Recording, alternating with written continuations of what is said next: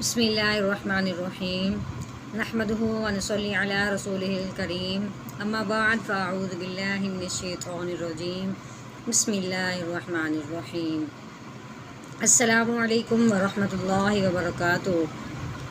امید کرتی ہوں کہ آپ سب خیریت سے ہوں گے، جہاں ہوں گے انشاءاللہ ایمان اور صحت کی نعمت سے مالا مال ہوں گے۔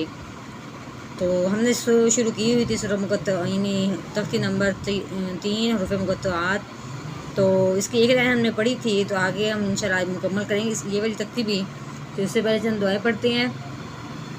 رب اشرح لی صدری ویسر لی امری واحلل عقدۃ من لسانی یفقہوا قولی رب زدنا علما رب زدنا علما رب زدنا علما اللہم صلی علی سیدنا و مولانا محمد وعلی آل سیدنا و مولانا محمد وبارک وسلم۔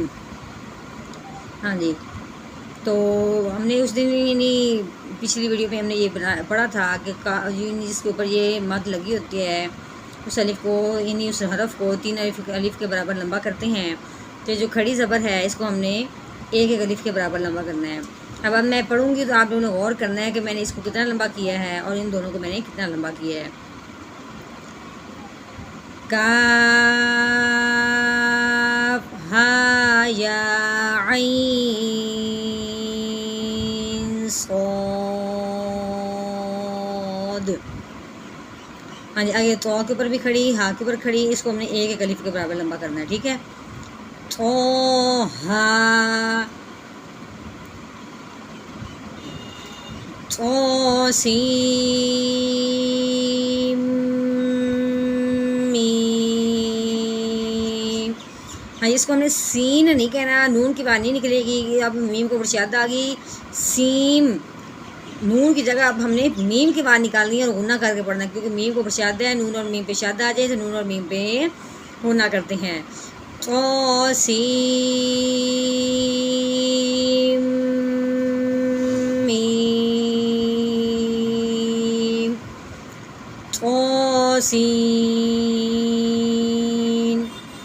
یاسین صاد